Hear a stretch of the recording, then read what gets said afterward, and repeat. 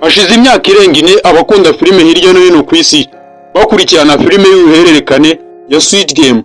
Iyi ni filime y'Abanyakoreya y'Epfo ica ku rubuga rwa Netflix. Ikaba imwe mu mafilime yanditse amateka akomeye cyane.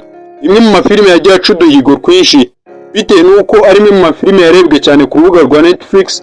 Imwe mu mafilime yinjije amafaranga menshi cyane. Imwe mu mafilime yaciye uduhigo hirya no hino ku isi. Filime ya Squid Game ni filime igaragaramo abakinnyi benshi batandukanye bafite ibibazo by'ubukene, ibibazo by'amadeni, ibibazo bitandukanye bishingiye ku mikoro. Ariko abakinnyi bose bagahurizwa hamwe ngo baze bakine imikino y'abana. Imikino y'abana ariko ibikubiyemo kwicana, ubugome bukabije ndetse n'ibindi bibi biba bikubiye muri iyi mikino. Buri mukinnyi wese abarwana no kurokoka kugira ngo azatsindire igihembo cya miliyoni 39 z'amadolari ya Leta Zunze Ubumwe za Amerika. Iyi filime ya Squid Game ni filime yavuzweho ibintu byinshi bitandukanye, ibintu byinshi bibi ndetse n'ibintu byinshi byiza. Mu ikinwa ry'iyi filime havuzweho ibintu byinshi tugiye kugarukaho muri iki kiganiro. Tugiye kugaruka ku byabaye mu ikinwa ry'iyi filime, ibyaranze ikinwa ry'iyi filime, iby'iyi filime yinjije, iby'iyi filime yatwaye kugira ngo iyi filime ikine. Ese ni ibiki byaranze iyi filime? Kuki banditse iyi filime? Ninde wanditse iyi filime? Yabitewe n'iki? Ibyo byose mugiye kubisanga hano kuri Nishimwe Update News. Aha ni ku isoko y'inkuru n'ibyegeranyo biryoheye amatwi buri wese yakifuza kumva. Nguhaye ikaze.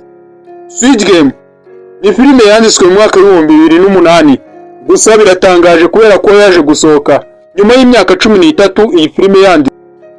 Iyi filime yanditswe mu mwaka wa 2008, yandikwa n'Umunyakoreya y'Epfo Hwang Dong-hyuk. Uyu yanagaragaye muri iyi filime nk'umwe mu bakinnyi b'imena. Uyu yagaragaye muri iyi filime ku izina rya Ji-woon.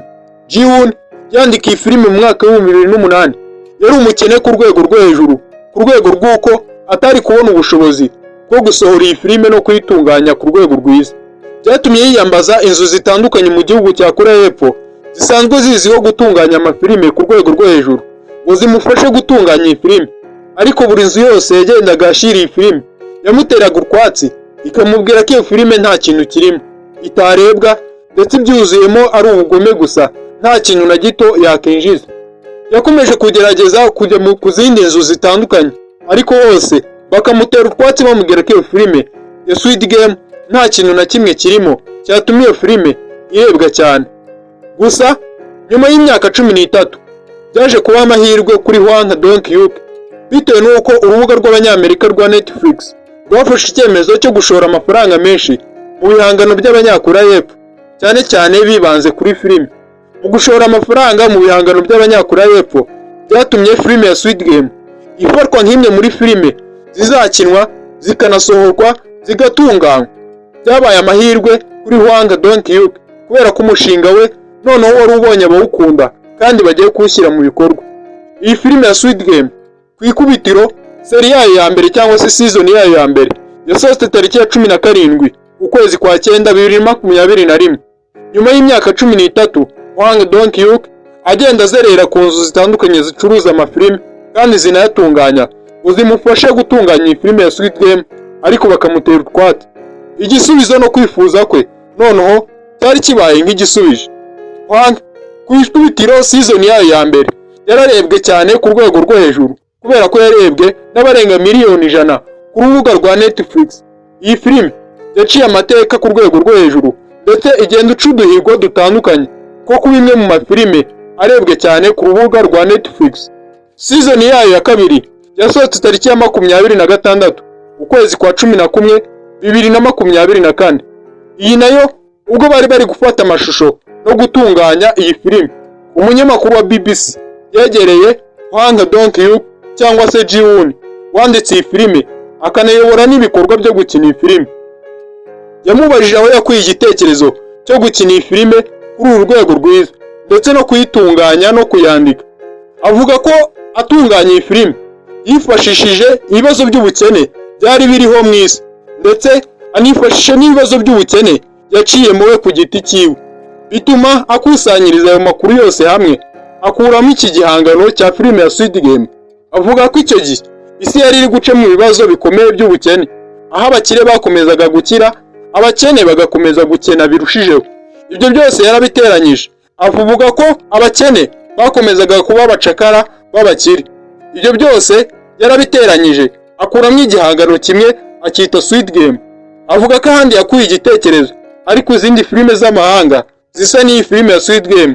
Nk'aha twavugamo nka Japanese Survival Game, imwe muri filime zakunzwe cyane ku isi bitewe n'uburyo iyi filime yari ikinnye. Iyi nayo yayigendeyeho bituma akuramo igitekerezo cyo kwandika filime ya Squid Game. Hwang Dong-hyuk avuga ko kuri season ya mbere atigeze akorera amafaranga kuri iyi filime ya Squid Game. Ntabwo yakoreye amafaranga menshi, nubwo iyi filime ya Squid Game yinjije amafaranga menshi cyane.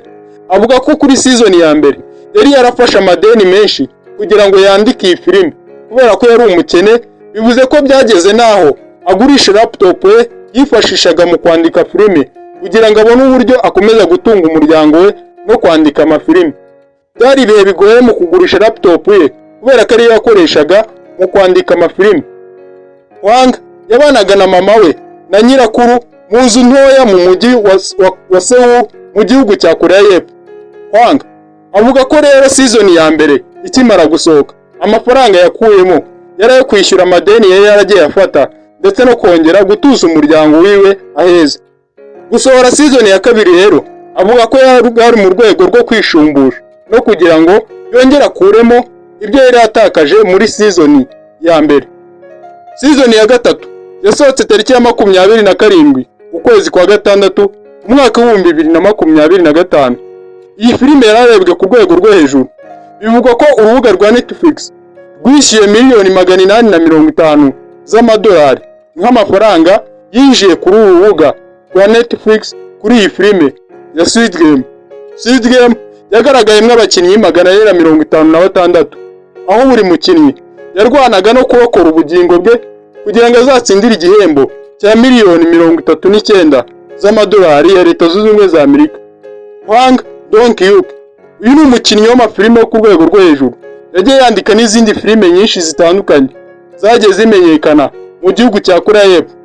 Hwang yavutse tariki ya 26 z'ukwezi kwa gatanu umwaka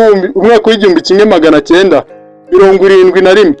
Uyu yize muri kaminuza y'igihugu ya Seoul, gusa yaje kubona impamyabushobozi ya Masters muri Southern California.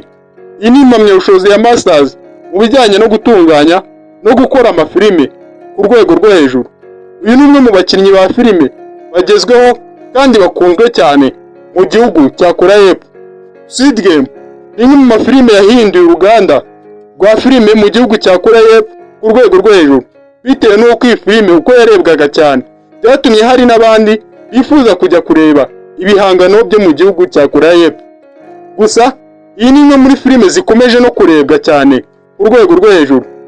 Ikomeza guca ku rubuga rwa Netflix n'izindi mbuga zitandukanye zisanzwe zicuruza amafilime. Ndagushimiye wowe ukomeza kubana natwe kuva video yacu itangiye kugeza irangiye. Uri umuntu w'agaciro cyane. Nyarukira muri comment box utange igitekerezo. Duhure mu bindi biganiro.